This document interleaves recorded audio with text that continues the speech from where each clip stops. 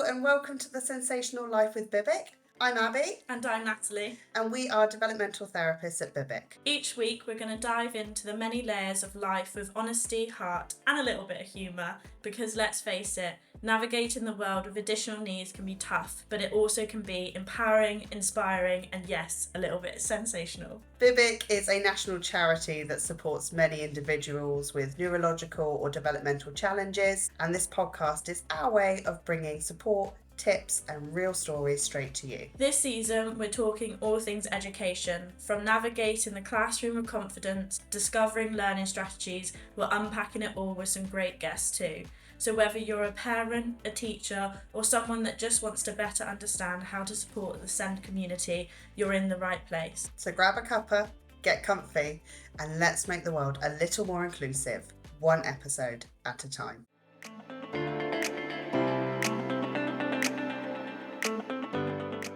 Welcome back to The Sensational Life with Bibic. You've got myself, Abby, today, and Natalie is off busy doing lots of social media campaigns and raising money for Bibic. So look out for that on social media. Instead, we have got the lovely Jolie with me today. She is our assistant therapist and she does many wonderful things, don't you, Jolie? I think so, yeah. You think so, yeah. So Jolie is helping me to host today. And our guest is a very special guest. We've got Heidi here. Hi, Heidi. Hello. Heidi, you are from Insight, aren't you? Yes, I am. Yeah, which is Educational Assessments and SEND Consultancy. Exactly. Could you tell our listeners a little bit about what that involves? What I do. My role is beautifully varied. Some days I'm helping parents just understand some paperwork. Some days I'm working with children, or last week I worked with an 83-year-old adult wanting an assessment. And some days I go into school and work with teachers or do observations on children.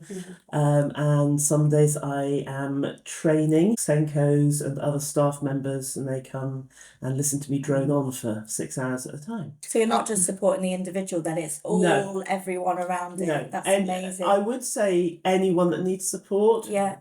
But the caveat is that I am mostly around learning and cognition. Amazing. Obviously a lot of the children that I deal with have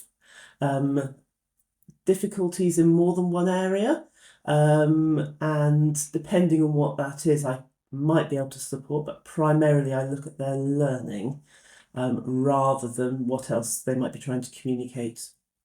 Yeah, oh, that's amazing. That's great. And you don't drone on because we've had you in for training here and we were all fascinated when you were talking. It was amazing. So what inspired you to start your consultant? What inspired me was that the work that I was doing previous to starting up the company a year ago, I had done for 12 or 13 years. I could see a real need and I wanted to carry on doing it.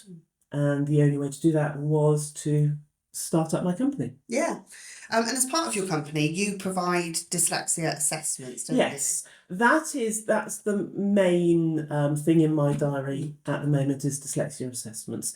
Nowadays we are told to call them diagnostic assessments for literacy. Oh. Because it's not just about getting a label for dyslexia. It's about working out and diagnosing what difficulties are going on that means that this child struggles, or adult struggles with their literacy. Yeah. And so often, I would say about a third of the time I do an assessment, it's not dyslexia, but I am able to diagnose something else or pass them on to somebody else who can do a more formal signpost them in that direction. It sounds very similar to Bibic. Obviously, we don't focus on literacy, but it's not about the label, not that we can provide.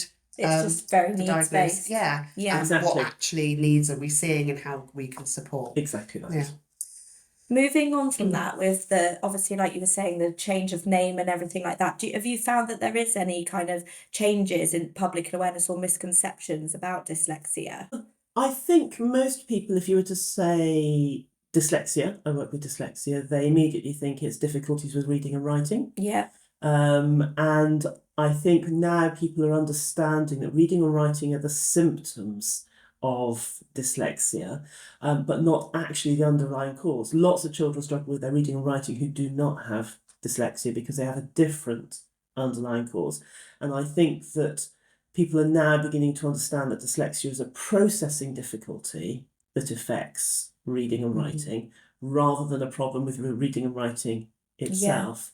I think also when I first started assessing, about 12, 13 years ago, there was very much, it was a sort of middle class thing, Yeah. you know, that it was typically a bright child whose written work did not match up to their Yeah. conversations, their discussions. And I think that it was often a label that the parents who could get would put on their child that says they're not stupid, they're dyslexic. And that's not negating that at all. That's actually a very useful thing for a child to know.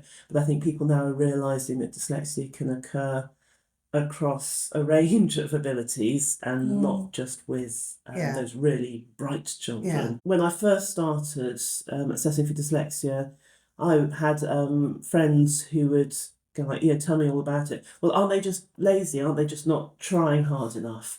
And I think the other thing that's also changed is that people realise that this is a lifelong condition, and it's nothing to do with effort. Obviously, the amount of effort a person puts into overcoming their difficulties is going to have an impact, but actually it's not because they're lazy. It's not because they not at all. are you know, would rather be daydreaming or doing something else. It's exactly the opposite, isn't it? That more effort is being put in because of those. Yeah, and that's what we see is that, you know, like a swan, they are paddling like Billy-O underneath the water. They appear to be lazy and gliding, but actually if they're working twice as hard, then halfway through the lesson they're going to clock out because they're exhausted, whereas everyone else can carry on. As actually we all would, Yes. if you were putting in double the effort of everyone Well, I else. often say, imagine if we were to put you into a French classroom. Yeah. You know, you speak a little bit of French, but then, you know, it's going too fast for you. You don't recognise the words. You don't know the sounds of the letters. You would probably manage about 5 or 10 minutes before you were totally exhausted. And even though a lot of the students I work with are English speaking, because of the processing difficulty, it is very similar. It's a similar effect. Yeah, it's a good definitely. analogy to have because you don't really think about it unless you're in the, you're in the know, but it's so much effort just to go through that every single day, and even one to one where people could slow it down for you in a classroom. That's not always possible because it's very, very fast paced, isn't it? And it has to be fast paced because that is what people are looking for if they're coming in doing observations. You know, all the guidance that comes out says that it has to be fast paced. And those of us that work with children with processing difficulties groan inwardly at the concept of fast paced because it doesn't it doesn't work for everyone. There are those who have attention difficulties and actually they're in a different way, but the fast paced keeps them engaged and focused. But like you say, when you've got those processing difficulties, you're 5 steps behind what the teacher's telling you to do, and that's of no fault of. No, and it's no fault of the teacher, it's no fault of the child. It is basically what the research is the best way of teaching. In those ways though, isn't it, of just it's that discovery and then even just those small little things that could be put in place that could really be supportive, like we often say about those pre-printed handouts, don't we, and things like that to support. So it's just finding those little intricate ways that are going to support that individual, whether it's a big thing or a small thing, just putting those different bits and bobs in place. I always recommend what we call pre-teaching, so that if a child knows that there is going to be a unit on amoebas, I don't know where that came from on a Monday morning, but if they thought that was going to be a unit on amoebas, that actually they would go and watch a YouTube video about it beforehand to prime their brain. Exactly. We say about the pre-learning vocabulary with that as well, don't we? Absolutely. So it's not also new because that extra effort may need to be there. Well, then you miss the whole point of the conversation, don't you? It tends to be like year 3 with Egyptians, sarcophagus and like they're all Yeah. wonderful words, but if you're not familiar with that word, you've got to process what that means, and then you can miss that. And whole- a child with dyslexia, because it's again processing Yeah. difficulty, often has to hear a word up to 40 times to learn it, whereas a typically developing child will have to hear a word about 10 times yeah, to learn it. So yeah, It's such a need disparity between the two, isn't there? absolutely. We all those things help. But actually, I think perhaps one of the biggest help, as soon as a child is old enough to take a little bit of responsibility for themselves, is to treat their brain a bit like a science experiment, where they try different things Yeah. and they work out what works and what doesn't work, so that they can then advocate for themselves. Because with the best will in the world, and I was a teacher, you cannot expect a teacher, especially if you're in secondary school and you see 300 children a week, to remember that for this child, and this child, I need to do this. You need a child sitting in there that goes, in this lesson, I need to do that. Yeah. And can advocate for Yes, themselves. You're yes. giving them the power to go, this is actually how my brain works. I Yes. know this helps me. Yes. And actually, we see quite a lot of individuals that come in here. And I remember I've been having discussions with parents, and I'm saying like, oh, making notes, like bullet points, like just next to it, or having the pre-printed handouts, or doing the pre-learning before, or knowledge organisers. I don't know what they're called now, but just Still knowledge organisers of this is the summary of the topic we're doing. Here you go, keywords, timeline for history and things like that.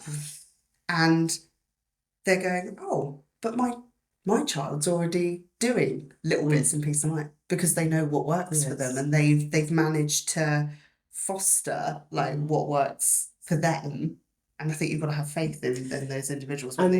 That's one of the 100%. most exciting things when I'm doing an assessment. I always say to the people that I assess, it is Wesley Children, so I have a picture of a detective with the big trench coat and the magnifying glass, and then I have a picture of a brain, and I say, I'm like a detective for your brain, and we're going to do all these activities to find out which part of your brain is nice and strong, and which part of your brain needs to go to the gym and do a bit more exercise. And they cotton onto that. So actually, after I do every single different, I don't call them tests, activities with them, is I will ask them, so tell me, what were you doing? And most of the time, again, dependent on the age, they'll go, I wasn't doing anything. But then I would say, well, actually, I noticed that when I was doing this, when you had to try and remember it, you shut your eyes. Oh yeah, no, because I need to shut my eyes. And they go, that's brilliant. Your brain is automatically working out the best way to support you. Yeah. And then when I speak to the parents, I say, you now need to take that one step further, is you need to point those things out to your child and say, actually in class, why don't you try this? Yeah. Or if I'm giving you instructions in the morning on how to get ready, why don't you try shutting your eyes and making a video of what I'm telling you in your head? Yeah. Because a lot of people automatically have these strategies, like you're saying. They're looking at it and they're doing it. Yeah. But we could make that so much more powerful by being very explicit. This is what you're doing, and it's helping you with this. What else could it help you with? Those observations are so key there, aren't they? Yeah, absolutely. It's not about the scores, it's more about the observations. It's the observations, Exactly.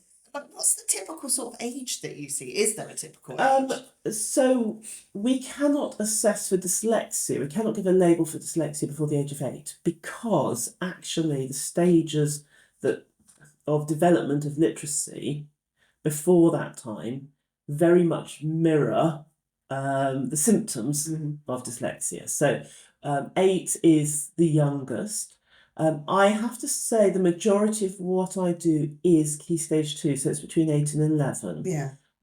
But rapidly growing is the number of secondary school students and the number of students who need a diagnostic report for university. Because that's the only time that you actually need a physical report saying you're dyslexic. And as I said last week, I saw an 83-year-old woman who just wanted to know if she Yeah. was or not. She thought she was. So, Yeah. um, But it's nice that she could just come to you yeah, and yes, just find out. absolutely. Yeah. And and that's something that, my qualifications are for all ages, but I do primarily deal with the Yeah. younger ones. But I'm currently on a training course just to improve my knowledge of, my confidence in assessing adults. Yeah. Because a lot of them, when I do their child, they go, I see it in myself now, Yeah. because we know there's a genetic link. Yeah. Exactly. It's exactly what we're seeing as Yeah. well. And, a big reason that adult assessments have come. Yes, because you Come started around. doing them as well. Yes. Yeah. They bring their child in and they listen to their child, what's going on with their child, and they'll go, "Is that not normal?" No. No. Oh, okay. But I did that. Yeah, exactly. And it's that moment of realization. And some of them, some of the adults I've spoken to, actually, they're going, well, actually, if I could do this in my job, then my job would be a lot more manageable. Yeah. And so then we start talking about workplace adjustments. And, for them, it's not about how do I improve my reading and writing, it's about how do I take the skills, the highs and lows of those skills, Yeah. and make them work for me. Yeah.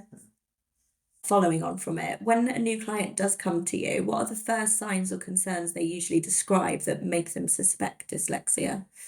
The reading and the spelling Yeah. is the first sign. Often, I would say, and over half of the people that I've assessed now, it's because somebody else in the family has got dyslexia, or they're noticing a similar pattern, even if that person hasn't got a formal diagnosis, they're noticing a pattern. I see quite a lot of younger siblings where they can see it in their older child and it's gone down one pathway when they got to secondary school, and they want to make sure that the younger one doesn't go down that same pathway. Yeah. But it's the reading and the spelling. I think perhaps the next most common thing when I'm saying tell me more, they go their memory, their short-term memory. It's in one ear and out the other. Is possibly the next most common thing that I hear about. Yeah. But the reading and the spelling, obviously, And that all links to the processing side of things, doesn't yeah, it? it's just processing taking sounds. that much longer to process what's needed. Yes, And you can lose or forget parts along the way, can't you? absolutely. I mean, a big part of dyslexia as well is the executive functioning side of things, isn't it? So getting going with a piece of writing when you know what you want to do and then actually starting it is another reason why probably, and correct me if I'm wrong, Heidi, but probably why writing is one of the first things as a... Well, there is so much to think about when you're writing. It's often a starter I use in some of my training. It's like, if you want a child to write a sentence, that's the goal. What prerequisite skills do they need to have in place? And you would be surprised, or possibly not surprised, about the number of professional people who don't realise, oh, actually, we need some core body strength to actually hold yourself up in a chair. Yeah. You need all those sorts of things going on.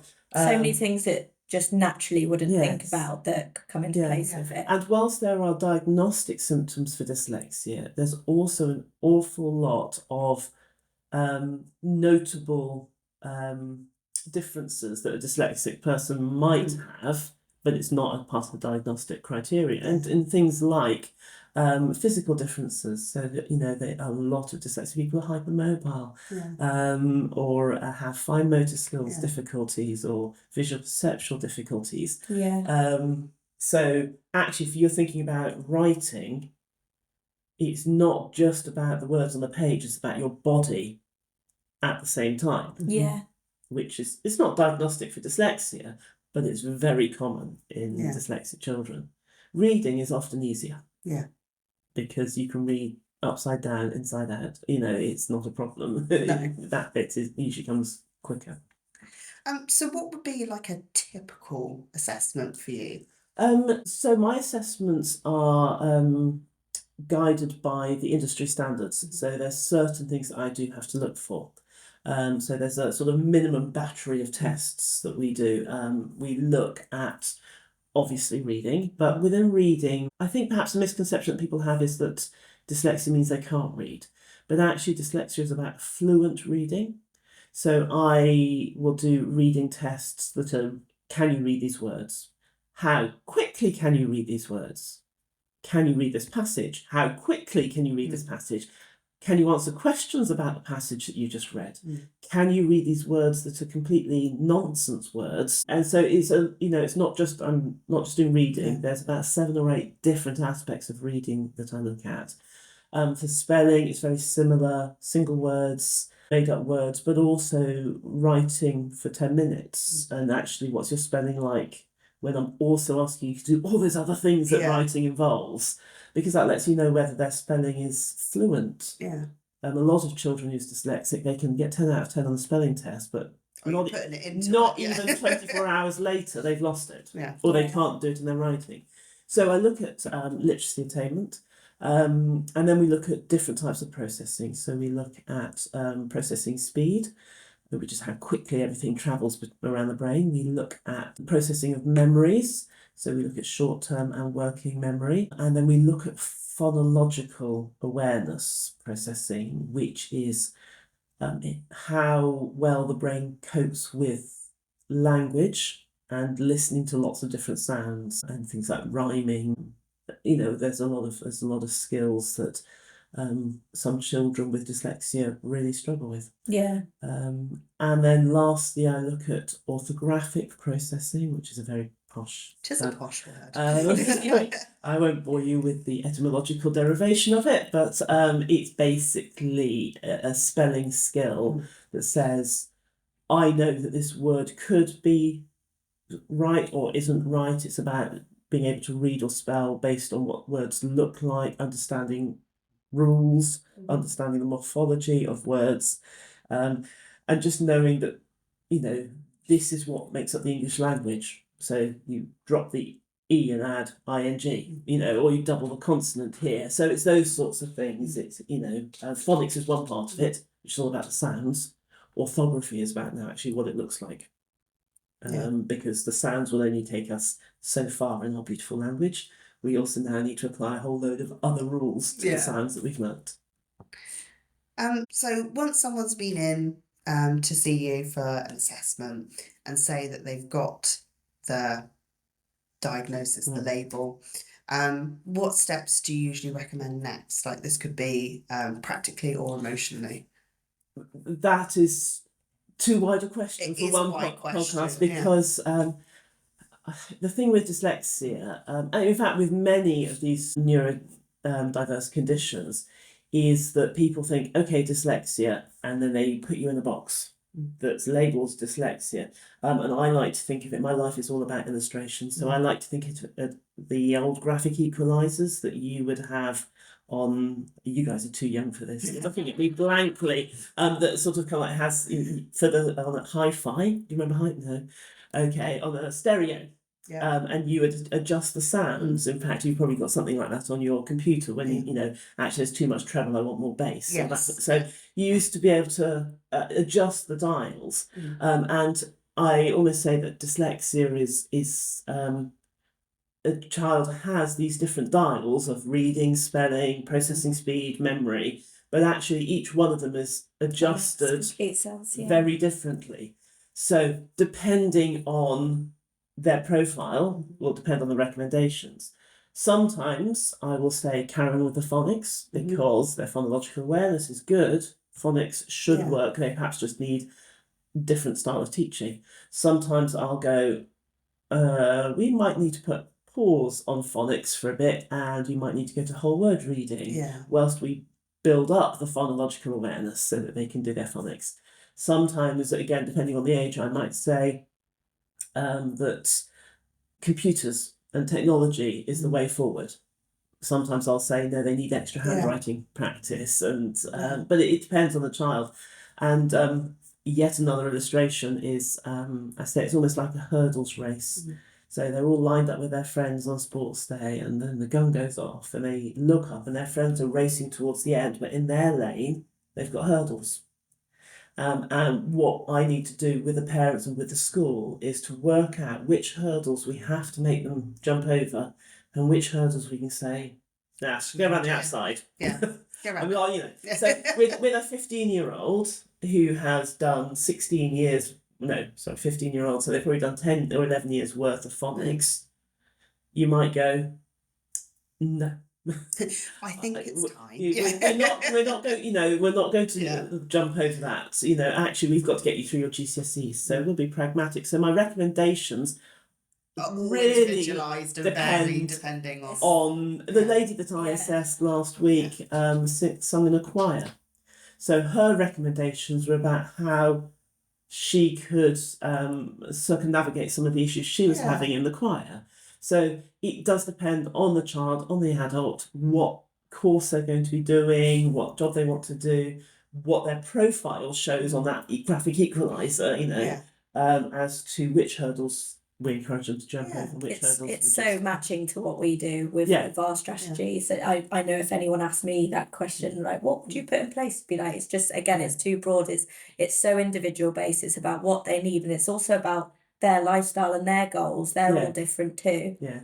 And there are some standards, and you'll Yeah, see on of many things course. dyslexia-friendly teaching, which is an umbrella that covers things. But it, you know, we know that the majority of our children have difficulties with their memory, so putting something in place to support their memory Yeah. it's a no-brainer. Yeah. Putting something in place to support their reading and spelling, again, is probably a no-brainer. But often, you know, I'll put that in the report and the parent or a teacher will go, but there's nothing wrong with their memory. And I'm there going, I know, the scores were within average. However, we want to free up as much brain space Yeah. It's possible. as possible to work with their phonics. Yeah. We don't want them to be wasting their spoons No. on remembering something. We want all that energy to go Just give it into to the them. phonics. Take Yeah. that hurdle away. Yeah. Exactly. Even though it's a hurdle they could jump Yeah. over in their sleep. It's a nice low hurdle, but We pick the low hanging fruit. Yeah. we go, this is easy, let's do this, Yeah. because then all their energy can go into what takes up the Yeah. most energy. And sometimes comparing those things to what they're actually capable of, it still can be a difficulty, can't it? Because of that comparison, and how much effort they're needing to put in, like we were saying before. So yeah. Yeah, absolutely. One question I really want to ask is, what is one story or experience from your work that really reminded you of why this work matters? Actually, this is one of the reasons that I got into dyslexia assessments, because of a young lad that I worked with in year one, so when I was working as a Senko. And he was a beautiful child. He looked like the Milky Bar kid. Again, you guys are too young. But I do know the yeah, Milky Bar. I do. blonde hair, Yeah. gold rimmed glasses, you know, ever so cute. Well, that was this little lad. And was really, really struggling learning to read and spell, to the point he was still, you know, at 6 years old, couldn't recognise any letters of the alphabet. And his teacher was at his wit's end with this child, because they tried everything. The child was now becoming disruptive in the class, because, of course, why wouldn't you if you're 6 years old and they're making you sit through something that's incredibly difficult? So for the 20 minutes of phonics every day, he got sent to my office. So I'm like, come on, Heidi, do something with that. And I started off using a very well-known keyword reading scheme, which is not phonics, but it was just something that somebody had found in the school, that there was a set, and thought, oh, this isn't phonics. We can't have this on the shelves. We're going to store it in Heidi's room. Well done. So it was sitting underneath my desk, and it was a whole word reading scheme, so there was no phonics. They just had to look at the word and say the word. And it was the only books that I had in there, so I thought, well, let's bring them out, let's see what we can do. And I remember saying to him, you know, when you look at your name, you can recognise it. You don't need to sound it out, do you? No. And I showed him the names of a few brands, like popular burger chains and things. Yeah. I said, you can read that without sounding it out, because you know what it looks like.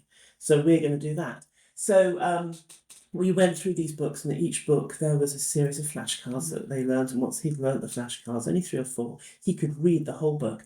And I'd say to him, now, young man, when we open this book, remember, what's the rule? And he'd go, no sounding out. And he thought this was brilliant, because everything else was about sounding out.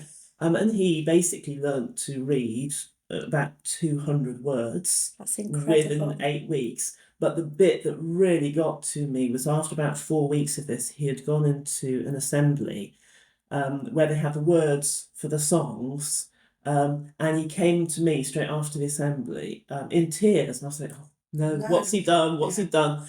And he said, I could read the words. Oh wow. And he'd never been able to read anything, but he just started recognising these words that I've been working on. And he was just beside himself because he said, I can read. And I went, yeah, you just read in a different way. And then I said, actually, you read like grown-ups read. Yeah. We don't sound things out. We just look at a word and say it. What a lovely moment. And That's it was. He's now 25. I still recommend that reading scheme to lots of people. And they go, oh, I think it's underneath the shelf somewhere, very dusty. Yeah. But actually, Yeah. it can work.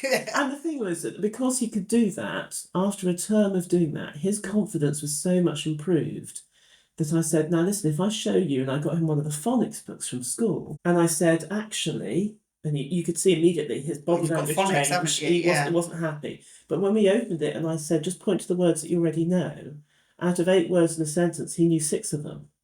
Yeah. So now, as we were saying before, I'd removed a small, easy hurdle, which meant that he had energy to work out those last 2 words. Yeah. And he had the confidence that actually to he could, give it a he go, could yeah. read. So then we could start working on his phonics again because he was in a better place. Yeah. Oh, So- that's such a lovely story. It is. I'm surprised I managed to get through that without crying because usually that one makes me well up. Yeah. That's so lovely. And Thank you for sharing. Thank you. If you could give one piece of advice to parents, teachers, or adults wondering whether to pursue a dyslexia assessment, what would it be? I would say think very hard about what you want from it because, as we've said, the label means absolutely nothing unless you're a student going for disabled students allowance at university. Yeah. When it means cash and support. Yeah. The label in itself means very little. So my advice would be why, get to the bottom of why you want this. I always have further conversations with parents who write in their form, I want this so school can do what they should be doing. Because actually schools often are doing what they should be doing, it's just not working for your child. Yeah. And for teachers that, might write, we want this because we want to apply for an EHCP to get extra funding, and then they go, yeah, it doesn't work like that. So my assessments and the label of dyslexia does not make a school do what you think they should be doing.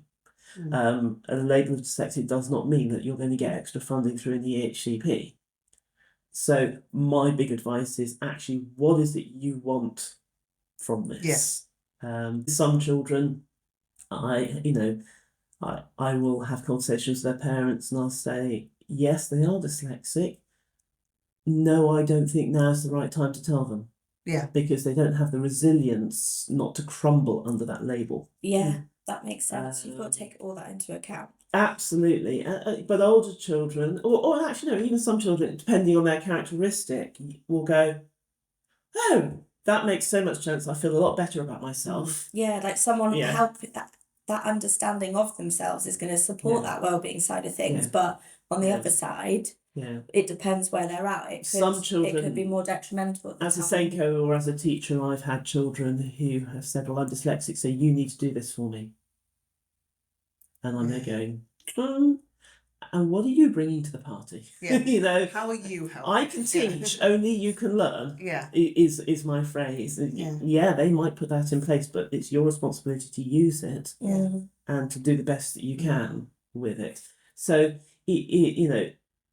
trying to work out why an assessment is needed and wanted in the first place is possibly one of the most benefiting pieces of conversations that we can have. Yeah. And having that pre-thinking, even say with parents, like pre-thinking, that why, obviously that can help with even like the goals that are set and stuff like that. What does this look like on a day-to-day basis? What are our main goals within this? And like you were saying before, that you really focus on the individual and what it looks like for them. So that would have them pre-prepared for that as well. Yeah. Absolutely. It's amazing. Thank you so much for coming in and talking to us. Yeah, thank you. Heidi. I've very much enjoyed my first podcast as well. you to Your them. first podcast as well. Yes, Not it just is. mine. There you Dragged go. her in. Come on, Jelly. So if someone wanted to come and see you Yeah. for your services at Insight, where would they go? So they would go to your website, Yeah. and they would fill in the form, and the form would then get passed on to me. Yeah. There's certain checks I have to go through before I do an assessment, and if the form indicates that actually assessment is required, then the guys at Bibic set it all up, Yeah. and we meet in Langport. Yeah, that's us, by the way, listeners. So yes, we're very lucky to have you come in to support us and our Hugely, families. yeah. And we're really looking forward to our partnership growing. But yeah. But actually, one of the best things about when I do an assessment, I hand over the report, and that's the end of the work. Although, as I always say to them, my email is always open, but that's the end of it. When they come to Bibic, that's not the end of it. There is then that follow-on support that says, try this and get back to us if it doesn't work, and we'll keep checking in. How's it going? And that's something that I physically, as one person, cannot offer. But actually here, not only do they get that report, but they get that ongoing support as well. Yeah, their key working. Yeah, 6 months key working, isn't it? Yeah. Yes. Yeah. So yeah, if you are questioning anything, pop along to our website, bibic.org.uk, and you'll find all of our services as well as Heidi on there as well for dyslexia. But thank you so much for coming in and talking to us all about Insight and what you do. It's been great fun. We've loved having you on. And I'll probably get you back for another one as well. We always say that. Because I've just really enjoyed talking to you and listening to how you approach everything. No, So it's thank been you very fun. much. And thank you, Jolie, for hosting Thank you. with me. My pleasure.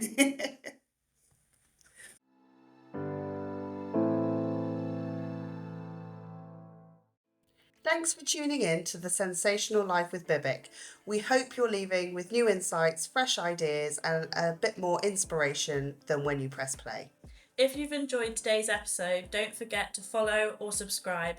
And if you have a moment, leave us a review. It really helps us reach more listeners and grow this amazing community. If you've got a question, a story to share, or a topic you'd love us to cover, we'd love to hear from you. Email us at thesensationallife@bibic.org.uk. And don't forget to come over and say hello on social media. Follow Bibic to stay up to date with episodes, extras, and maybe some behind the scenes bits. Until next time, keep it sensational.